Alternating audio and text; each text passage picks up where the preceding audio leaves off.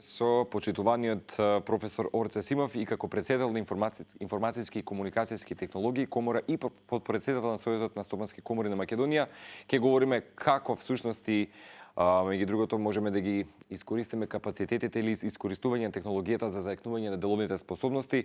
Со вас денес ќе биде убава тема.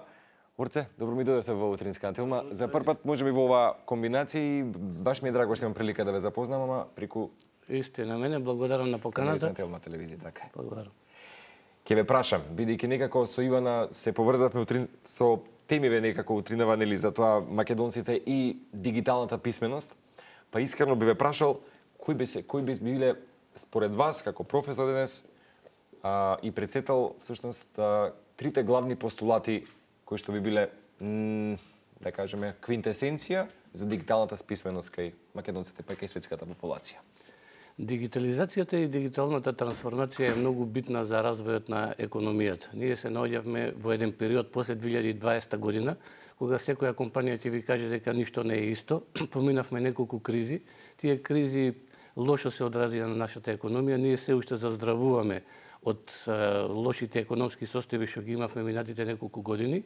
И една од активностите што можеме да ги работиме во овој период за да ги подобриме нашите економски перформанси, за да го подобриме бизнисот, за да ги подобриме нашите извозни можности, тоа е дигитализацијата. Многу студии во изминатиот период покажаа дека земјите кои што се многу подигитализирани полесно ги пребродуваат кризите, а исто така и повеќе економски студии во изминатиот период покажа дека дигитализацијата може да влијае дури до 25% во зголемување на бруто домашниот производ. Ние во Македонија последните години, за жал, како земја не покажавме многу добри резултати и споредено дури со земјите од Западен Балкан имаме, да речам, со жалење најслаби економски перформанси. Да речеме, ланската година 2023 се очекуваше дека растот на економијата ќе биде околу 2,5%, но тоа е само 1% и ние сме последна од 6 земји во Западен Балкан. Не очекував дека ќе ја кажете информацијата. Имам се чувство дека можеби кај нас се случува некаква убава трансформација и транзиција, меѓутоа овие бројки покажуваат сосема спротивно. Овие бројки покажуваат спротивно и ние навистина државните институции, државните ресори кои што се задолжени за економија треба да направат анализи, да видат во што се состојат проблемите и да направиме модели, симулации, да имплементираме активности кои што ќе ги подобрат условите за водење бизнис во државата и ќе направат да остваруваме поголеми додадени вредности, поголем бруто домашен производ и на некој начин побрзо да фатиме тек со развиените земји кон кои што се стремиме. Една од тие работи е дигитализацијата, дигиталната трансформација може да ја зголеми ефикасноста, да ги намали трошоците, да го скрати времето за иновации, да го зголеми бројот на канали со кои што се комуницира со клиентите, да некои работи овозможи автоматизирано и самостојно да се прават во услови на недостиг на работна сила, која што исто така се чувствува во Македонија и мора да се дигитално трансформираат и државните институции, нивните услуги да бидат достапни преку компјутери, преку мобилни телефони, преку интернет, а истото тоа мора да го прават и компаниите. Компаниите мора да ги реиновираат, да ги реобмислат своите процеси што се одвиваат, да ги оптимизираат и по однос на документи, кој што е потребно за да одредена услуга се направи, која патека е потребна за да таа услуга спрема клиентот се заврши и сето тоа потоа да се преточи во софтвер. Имено. Последните ваши излагања кои што беа низ медиумите и баш кажавте дека можеби институциите имаат и вистина она што е забелешка, дека имаат застарени IT системи, всушност, веројатно тука треба да се случи трансформација, а меѓу другото пак со утринава со Ивана кажавме дека ајде некако ќе ги поврзам тие две работи бидејќи дигиталната писменост, особено кај повозрастна популација идеше малку нели по некако беше не безбедна зона за нив ќе кажеме, меѓутоа 25% од македонската популација веќе ги користи своите платежни картички за онлайн купување, меѓутоа често знаеме да бидеме нели мета на сајбер напади, да се злоупотребат нашите лични податоци така натаму. Тоа сакав да ве прашам. Тоа е добро дека наши 25% од населението користи платежни картици за купување преку интернет, тој процент на купување и обемот на размена преку интернет се повеќе расте. Има некаков експоненцијален раст? Да. Тоа е добро дека има експоненцијален раст, тоа покажува дека ние како народ, како население сме спремни да ги користиме новите технологии, само треба да бидеме малце похрабри, да не се плашиме, да бидеме предприемачки ориентирани, повеќе да учиме, да прифаќаме нови технологии, побрзо да влегуваме во нив. Треба да го подобриме малку нашето образование. Образованието е многу клучно и битно. Велите дека можеби има ригидност од наша страна за да се адаптираме полесно на дигиталниот свет? Не верувам дека постои некоја ригидност, меѓутоа можеби ни фали малце поголема храброст, а IT системите треба да бидат сигурни, да не доаѓа до напади на тие IT системи, од тамо да доаѓа до истекување на лични податоци кои што би можеле да бидат злоупотребени, и системите треба да бидат доверливи и достапни, затоа што вие кога користите некоја услуга, ако таа не е достапна и доверлива, тогаш кога ја побарувате, понатаму може да се откажете од неа. Значи тие треба IT системите треба да бидат што е можно во running time поголем, близко до 100%. Ние изминатиот период, бевме сведоци на многу напади во државни институции, за жал.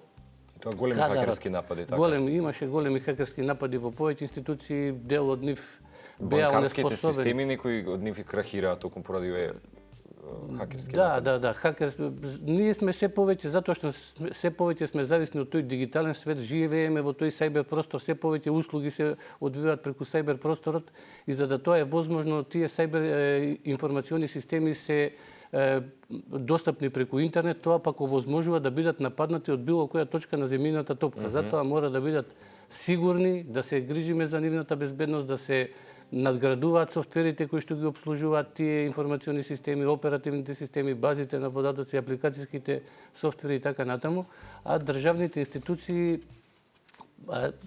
за жал го губат работниот кадар поради ниските плати, бидејќи информатиката како дејност овозможува да се работи на било која точка за било која компанија од Македонија, така што нашите IT кадри се прилично квалитетни, тие работат на светскиот пазар, кај што платите се многу поголеми. Затоа се случува и екзодусот или пак одливот на мозоци за кој што постои и се говори во... Ние зборуваме. Сега одлив на мозоци постои, тоа е прилично не добро за нашата земја, за нашата држава, доколку луѓето ја напуштаат државата и се иселуваат во други земји, а многу подобро е доколку останат тука, да речеме пак работат за некои компании на светскиот пазар. Инаку, ние веќе видливо е во Македонија дека има недостиг на и квалификувана и неквалификувана работна сила. Сите компании речиси го чувствуваат тој недостиг на работна сила, не може да ги... Пазарот на трудот рапидно се менува? Пазарот на трудот рапидно се менува. Последните години се чувствува се повеќе и повеќе тој јас помеѓу растот на платите и растот на бруто домашниот производ. Едноставно тие не одат во корелација. Платите растат со многу поголема стапка отколку тоа што расте доходот на фирмите, на компаниите, и тие се потешко се справуваме со тие проблеми, така што се уште бизнис климата и бизнис околината не е во еден еквилибриум, во една рамнотежа, и потребно е тоа да се стабилизира, затоа што на долг рок не е издржано. Инаку, таа состојба на одлив на луѓе од нашата земја не е добар за нашата економија, бидејќи ние како општество, како заедница плаќаме за луѓето да се школуваат предшколско, школско образование, средно образование, факултет. Тоа е прилично скапо, не е ефтино, и потоа тие луѓе, тој кадар како готов производ бесплатно го извезуваме надвор од нашата земја, наместо да останат тука и да се работи во нашата економија. Имено. А сакам да ја прашам, во мојот свет, некако е тоа тесно поврзано, можеби бидејќи го споменавте образованието некаде на почетокот кога ми дававте одговор на прашањето, а бидејќи сте и професор на Славјанскиот универзитет, би ве прашал со оглед на тоа дека последните некои статистики и теми на разговор се дека, за жал, државните универзитети во Македонија се од можеби своите златни времиња, во моментот се на лошите позиции, на 1990 позиција од вкупно 2000 универзитети во светот. Дали тука ја гледате можеби главната квинтесенција како проблем за тоа што можеби самите универзитетски навики, генерално системот на универзитетите користат некаков застарен систем, можеби ја немаат таа дигитална писменост, покрај можеби одливот на кадар на добри професори и така натаму. Ние голем проблем е падот на квалитетот на образование во нашата земја последните децении. Тоа може да се види во сите истражувања што ги прават релевантни светски организации. Например, по индексот на Human Capital Report, што го прави Светска банка, Македонија е, за жал, можеме да констатираме дека е последна земја во Европа по тој индекс на човечки потенцијал, а тука големо влијание има образованието. Тој индекс покажува дека децата што се родени сега оваа година, кога ќе наполнат 18 години, имаат најслаби перформанси, затоа што индексот оценува после 18 години какви ќе бидат капацитетите на луѓето што се родени тука, и Македонија, Македонија е рангирана на последно место во Европа, но тоа ние тука можеме да подобриме. Можеме да го подобриме, клучно е да го подобриме нашето образование, затоа што образованието ги произведува идните електроинженери, машински инженери, економисти, правници, доктори и така натаму. Ние ако сакаме да имаме квалитет во сите тие области, ако сакаме да имаме иновации кои што се мотор за раст и развој, ние мора да ги подобриме нашите основно образование, средно образование и високо образование. Премногу кај нас се експериментира со тие теми, се пробуваат разни модели, на долг рок не се обстојува на тие модели, ќе се почне со еден модел, поминуваат само неколку години, тој не е ни влезен во функција, во употреба како што треба, се менува со друг модел. Сведоци сме дека немаме учебници, нема книги, многу често гледаме и на вести на телевизија дека по одредени предмети книгите воопшто не се готови или се готови кога ќе заврши учебната година, и сето тоа се одразува на квалитетот на нашите ученици. И некои многу помали примери, многу помали негативни работи во овој дел се одразуваат лошо на образованието. Например, беше проценето во светот дека онлайн образованието што се одвиваше за време на ковид кризата 20 и 21, тоа прво беше онлайн, па после тоа беше хибридно, дека lifetime earning или заработката во животниот век на тие ученици што учеа во тој период ќе биде помала за 10.000 милиарди долари, затоа што нивото на образование било за 2 години помало од тоа што треба да биде. Кај нас, за жал, во континуитет долго време имаме недоволно добро и недоволно квалитетно и основно, и средно, и високо образование, и мора на тоа да подобруваме. Мора да го подобруваме. Кога разговараме за универзитетите, во тој дел мора да имаме малце повеќе наука и истражување. Ние имаме не многу добра и силна соработка помеѓу стопанството и универзитетите. Таа врска треба да се зајакнува. Истражувањата за компаниите, потребите да се прават во универзитетите, дипломци, додипломци, постдипломци, докторанти да работат, да не работат на теми кои што да речеме и не се некои апликативни, туку да работат на теми кои што се потребни за одредена компанија која што развива некој производ или услуга, и средствата што се одвојуваат од буџетот за наука да бидат поголеми. Ние во последниот период издвојуваме само 0,18% од буџетот за наука, што е многу малку и е речиси 20 пати помалку од тоа што се издвојува во развиените држави кон кои што се стремиме. Имено. Сакам да ја прашам, како ја оценувате генерално, професор Орце, бизнис климата во земјата, со кои проблеми се соочуваат компаниите, вие некако испоминавте, меѓутоа што едно можеби што Сојузот и ИКТ комората овој период работи и што ќе биде конкретно вашиот фокус на работа во иднина?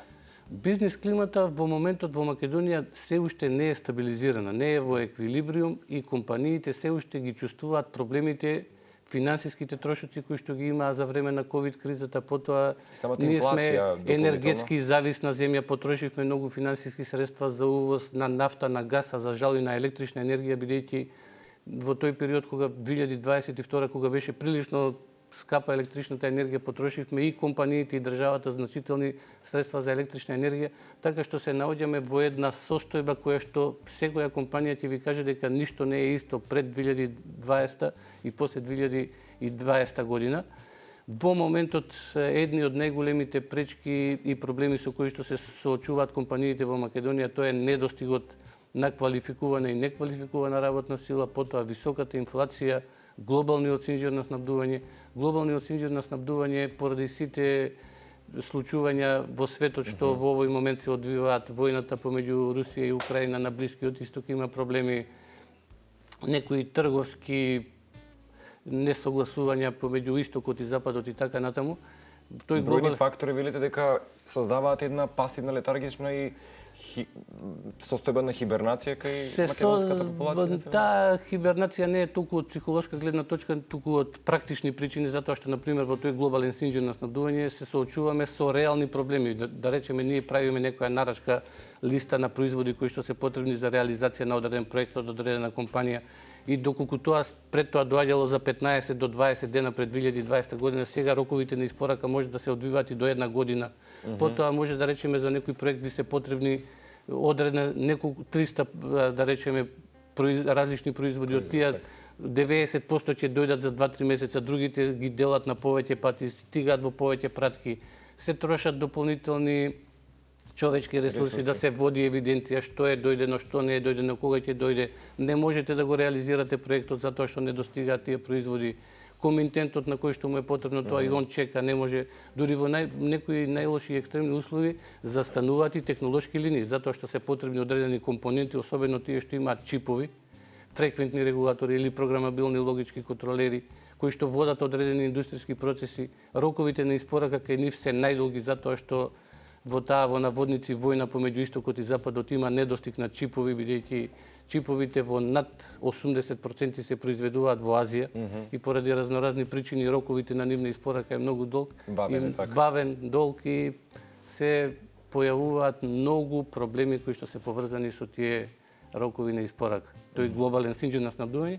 И сега тука на тоа можеме да гледаме и со некоја позитива. Ние малце да погледнеме од гледна страна на можности што ги создава тоа, затоа што нарушениот глобален стинџен на снабдување се покажа како една од најголемите негативности на глобализацијата. Затоа трендови сега во светот да се оди на регионализација, да не се произведува нешто одреден производ во Кина или во Истокот или во Соединетите Американски држави и од таму да се снабдува цел свет. Да се примени туку да се туку да се оди регионално, да има. Велите по автохтоно може да се делува? Може да се оди со регионализација. Ние во тоа да видиме можности за производство на одредени производи тука во Македонија и со тоа да го снабдуваме регионот што е блиско во Македонија, да не се снабдува. Потенцијали и капацитети постојат за истото. Потенцијали и капацитети постојат, исто така добра можност покрај таа регионализација е и зелената транзиција, затоа што светот сега мора да имплементира мерки и технологии за green transition или зелена транзиција, бидејќи